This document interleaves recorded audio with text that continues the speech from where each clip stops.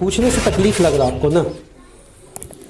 देखिए, जब आप सवाल करते हैं तो कोई तकलीफ की बात नहीं होती है, बल्कि ये मेरा सवाल तो है नहीं, यही तो सवाल आपके विरोधी या लोग कहते हैं। जब मैं जवाब देता हूं तो हो सकता है आपको तकलीफ लग रहा हो, या हो सकता है कि आप ऐसे ऐसे सवाल हमारे बीच में रख रहे हैं, हो सकता है किसी के बहकावे में आप मेरे पास आए हों। कोई बात नहीं। पूरी तरह से इनके दिमाग में एक बात बैठ गया कि ये जो मैं सवाल कर रहा हूँ इनको हजम नहीं हो रहा। एक बात बताइए, जब प्रधानमंत्री आवास में आप बात कर रहे हैं कि आपके यहाँ कोई लेन देन नहीं हुआ, कितना मकान बनवाया आपने? देखिए, सैकड़ों मकान यहाँ पे बने और इसकी लिस्ट जो है, हमारे आज पीए हमारा आया नहीं, और तो एग्जैक्ट लिस्ट बता देता कि 133 या 34 मकान जो बनी है, उन सबों से अपना आप इंटरव्यू लें कि उनको कितना रुपया देना पड़ा है और क्या उनको कितनी परेशानी का सामना करना पड़ा। वो पूरा पूर्ण रूप से बताएंगे कि हमारा पार्षद ने पूरा सहयोग किया और हमारे क्षेत्र में जितने भी मकान प्रधानमंत्री आवास के जो बने उसमें मैंने पूरे लोगों को सहयोग किया। आज किसी को 1 रुपया दे। विनायक जी, कोई भी नेता कहता है कि हम पैसा लेते हैं या उसका प्रतिनिधि पैसा लेता है? आपको ऐसा नहीं लगा कि आपके भी बहुत सारे लोग रहते होंगे जो बाजार में चलते हैं, घूमते हैं, स्टैंप लगाते हैं, काम करते हैं आपका, उनका दाल रोटी कैसे चलेगा? कहीं ना कहीं तो कुछ तो त्रुटियां होती रहती होंगी।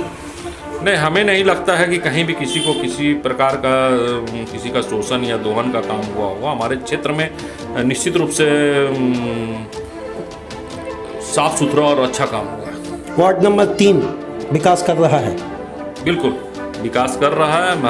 एक आप बताएं जहां जबरदस्त विकास आपने वार्ड नंबर 3 में देखा है।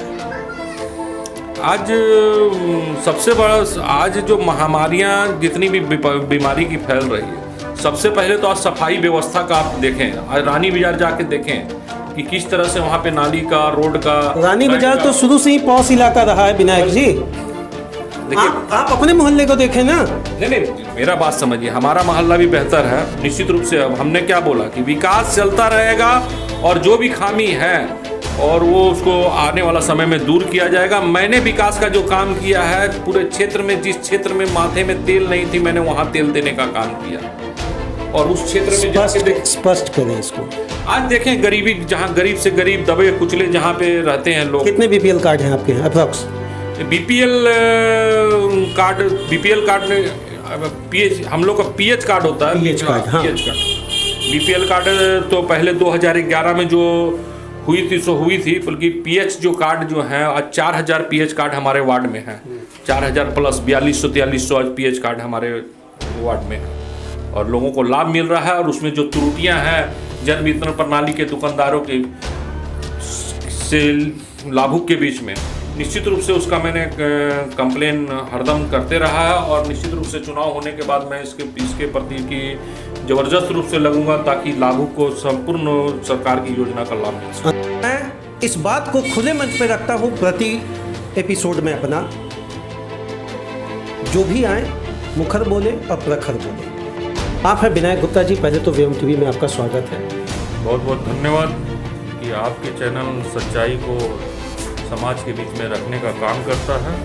और पर्सनली मैं उमेश जी को तहे दिल से धन्यवाद देता हूं कि अपने चैनल के माध्यम से समाज में जो आज कटु बात जो सामने में समाज को देते हैं, इसके लिए बहुत बहुत धन्यवाद।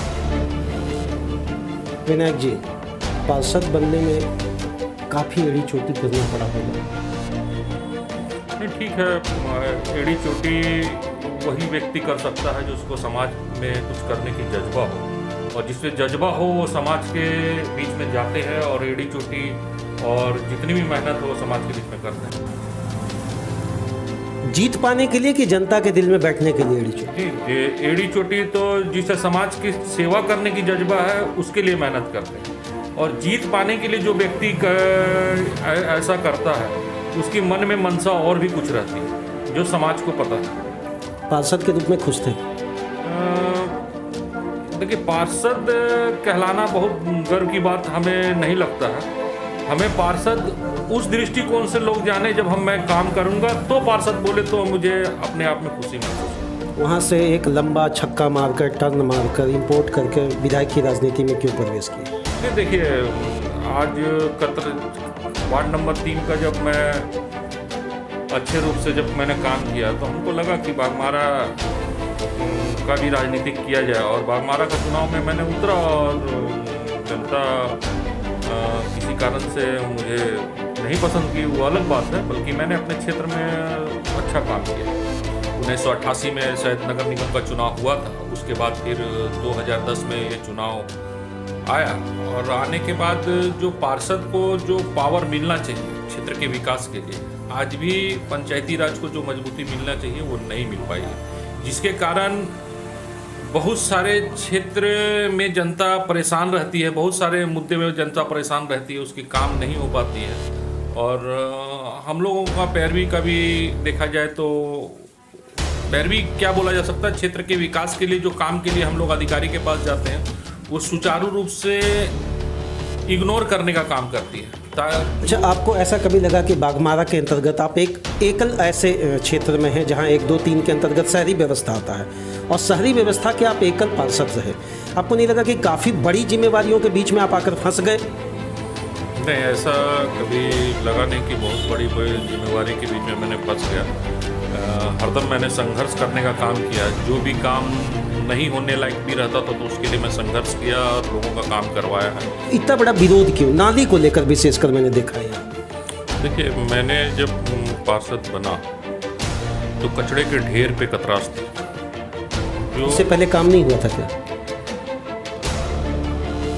काम नहीं हुआ था तो विनायक जी, जिस चीज़ के लिए हम आपको जानते हैं, खुले मन से मिजाज से कहिए आप अपनी बात, क्या इससे पहले काम नहीं हुआ था? नहीं, काम नहीं हुआ तो कचड़े के ढेर पे थी। आज सब्जी पट्टी में कचड़ा का अंबार लगा हो रहता था, स्टेशन के बाहर अंबार लगा हो रहता था, कतरात थाना पोस्ट ऑफिस के सामने अंबार लगा हुआ रहता था, मानसरोवर गेस्ट के सामने अंबार लगा हुआ रहा था, नालियाँ एकदम बद से बदतर स्थिति में थी। मैंने 5 साल के अंदर में अपने बलबूते जितने क्षेत्र की सफाई व्यवस्था मजबूत होती है उतना करने का प्रयास किया, और साथ ही साथ लेबर बनकर 10-10 घंटा मैं लेबर के साथ काम करने का काम किया। आपके विरोधी आज नाली साफ करवा रहे हैं, आपको नहीं लगा कि आप अगर कहीं करवाए होते तो विरोधी और विपक्षी इसमें क्यों इंटरेस्ट इतना ले रहे हैं? देखिए, विरोध आज जो बात आप सामने ला रहे हैं वो नगर निगम का लेबर रहता है और हमारा वो भेजा हुआ लेबर के बीच में अगर फोटो खिंचा के और छुटपुटिया पत्रकार के माध्यम से वो अपने राजनीति को चमकाने का काम करता है, उस क्षेत्र की जनता अच्छी तरह से जान रही है। मैंने आप ये कह रहे हैं कि जो लेबर है वो नगर निगम का है, तो बिना पार्षद के अनुशंसा के वो लेबर कैसे चला जाएगा काम करने? अरे भाई, मेरा भेजा हुआ अगर सामने आप जाके अगर फोटो खिंचवाते हैं तो क्या लेबर आपको मना करेगा कि आप फोटो नहीं खिंचवाएंगे? खींचने नहीं देंगे आपको फोटो? कोई भी फोटो कहीं खिंचवा सकता। आपकी तरफ से स्पष्टीकरण कभी हमने नहीं देखा इस चीज को लेकर, ये तो राजनीति मैनिपुलेट हो रहा है आपके अगेंस्ट में। देखिए, अगर कोई थानेदार हो और थानेदार के जगह में कोई दूसरा थानेदार का रोल अगर निभा रहा हो तो जनता को अच्छी से पता है कि ये थानेदार असली है या नकली है। महिला सीट होने पर, महिला सीट होने पे अभी विकल्प बनेगा क्या? देखिए, महिला सीट अगर सुनिश्चित हो जाती है तो मेरी धर्मपत्नी इस चुनाव को लड़ेगी। मैंने जितना विकास किया है क्षेत्र की जनता जानती है, आगे भी विकास होगा, इसके लिए मैं प्रयत्नशील रहूँगा। कहाँ विकास हुआ? आज जब मैं बोला कि आप एकदम खुले मंच पे बताइए, कहाँ विकास किया आपने? सलानपुर बस्ती चले जाए। वोट केवल सलानपुर बस्ती से मिला था आपको? मैंने नंबरिंग करके मैं बता रहा हूँ, पहला सलानपुर बस्ती को आप सुनने का कष्ट करें। आपको वहाँ से वोट वहाँ से अधिक मिला, ये मानते हैं? सवाल को आप पूरा ये आपके बाद आप एक मानते हैं कि सलानपुर से आपको वोट ज़्यादा मिला? विपक्ष का कहना है कि उनको वोट जहाँ से मिला वो वहाँ काम कर रहे हैं।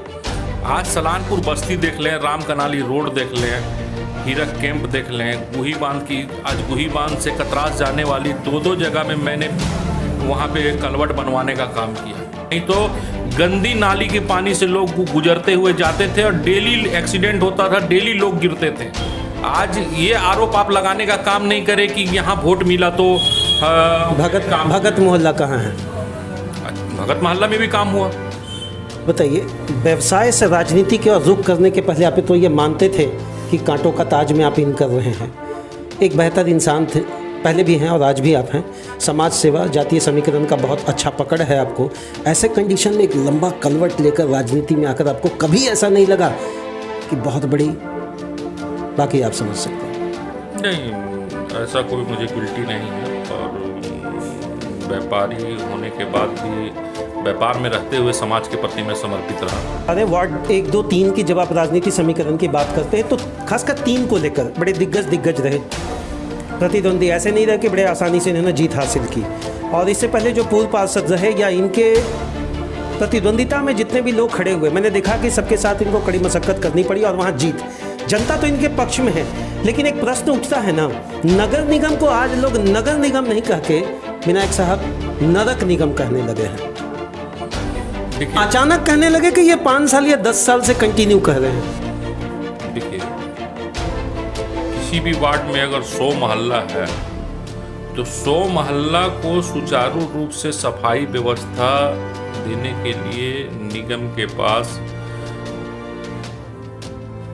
कर्मचारी और जो सफाई कर्मी की कमी है, जिसके कारण वो सफाई व्यवस्था सुचारू रूप से जितनी मजबूती के साथ होनी चाहिए था वो नहीं हो पाता। के अंदर में कि जो भी बजट बनता है तो सफाई से संबंधित बजट मजबूत होनी चाहिए, जो कि निगम हरदम बोलती है कि टैक्स से जो पैसा आता है उसी पैसे को हम क्षेत्र की सफाई व्यवस्था में लगा सकते हैं, अन्यथा दूसरे पैसा को नहीं लगा सकती है।